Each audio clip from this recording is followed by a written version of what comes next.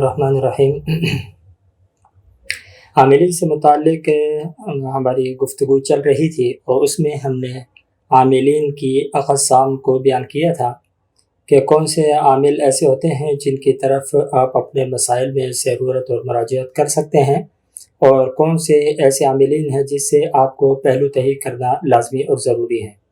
اگرچہ مختلف نشستوں میں ہم ان کی مختلف صفات کو بیان کر چکے ہیں،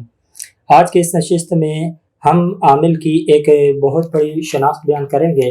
کہ جس عامل کے اندر اس قسم کی شناخت ہو، آپ کو چاہیے کہ آپ اس عامل سے پہلو تہی کریں، آپ اس عامل کے پاس جانے سے احتراز کریں، بلکہ اگر آپ کے متعلقین میں، آپ کے جاننے والوں میں، آپ کے عزیز و اقارب میں کوئی ایسے عاملین کے پاس جاتا ہے تو آپ ان کو وہاں جانے سے روکیں، کیونکہ وہاں جانے سے دو نقصانات ہوں گے۔ ایک تو یہ کہ آپ کا ایمان خراب ہوگا، دوسرا یہ کہ آپ کا دنیا داری کے اعتبار سے اموال کو بھی نقصان ہوگا۔ وہ قسم عاملین کی یہ ہے جو مختلف قسم کے کرتبے دکھا کر کے، مختلف قسم کے شعبدہ بازیاں کر کے، مختلف قسم کے ہاتھ کی صفائی کے کھیل کھیل کر کے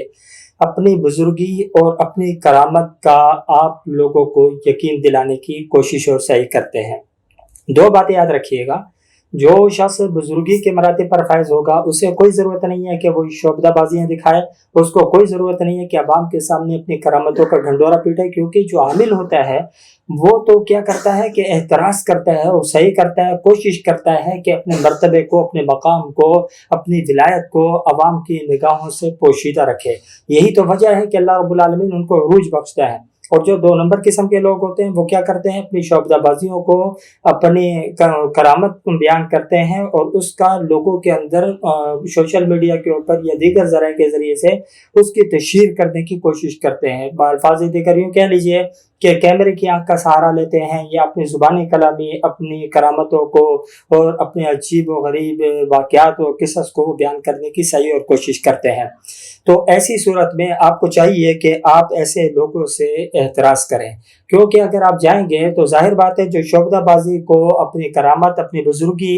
بیان کرتا ہے تو وہ شخص لا محالہ دین کے ساتھ بھی استہزاء کر رہا ہے، دین کا بھی وہ کیا کر رہا ہے؟ مذاق اڑا رہا ہے، اس اعتبار سے کہ شعبدے کو اپنی بزرگی اور کرامت بیان کر رہا ہے، اور آپ کو وہ دینداری کے نام کے اوپر گمراہ کر رہا ہے، اپنا معتقد بنا رہا ہے۔ ظاہر بات ہے جب وہ معتقد بنائے گا تو اس معتقد بنانے کے پیچھے اس کے دنیا کے اغراض و مقاصد ہے، پھر وہ اس کے ذریعے سے آپ سے اموال طلب کرے گا۔ تو سب سے بڑی صفت جو عامل کے اندر ہو وہ یہ کہ وہ اپنی کرامتیں، اپنے شعبدہ بازیاں اس کی تشہیر کرنے والا نہ ہو۔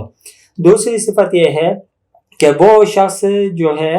جو اس کا ظاہر ہو اس کے اعتبار سے اس کا باطن بھی نظر آئے۔ ایسا نہ ہو کہ بھئی وہ شخص اپنے منہ اپنی وہ تعریفیں کر رہا ہو کہ میں ایسا ہے، میں نے فلاں جگہ پہ یہ کیا ہے، فلاں جگہ پہ وہ کیا ہے۔ اگر جو شخص ان واقعات کا سہارا لے کر لوگوں میں اپنے آپ کو مقبول بنا رہا ہے تو سمجھ لیجئے کہ وہی ڈبہ آواز کرتا ہے جو خالی ہوتا ہے۔ اگر ڈرم کو بھر دیا جائے تو اس میں سے کوئی آواز پیدا نہیں ہوتی۔ تو جن لوگوں کے اندر کام کرنے کی کوئی صلاحیت نہیں ہوتی، وہ عوام کو مرغوب کرنے کے لیے اور اپنی جانب متوجہ کرنے کے لیے اس قسم کے باتوں کا سہارا لیتے ہیں کہ اپنے جھوٹے سچے واقعات بنا کر کے، گھڑ کر کے، لوگوں کو سنا کر کے اپنا معتقد بنانے کی سعی اور کوشش کرتے ہیں۔ تو اگر عوام خالی ان دو باتوں کا لحاظ رکھے، ایک تو یہ کہ وہ شعبدہ بازی نہ دکھا رہا ہو، وہ کسی قسم کے کرتبے اور کسی قسم کے عجائب اپنے ہاتھ کے اوپر ظاہر کر کے ولایت کا دعویٰ نہ رکھے، دوسرے نمبر پر وہ اپنی زبان سے اپنی تعریفیں کرنے والا نہ ہو۔ اگر انہی دو باتوں کے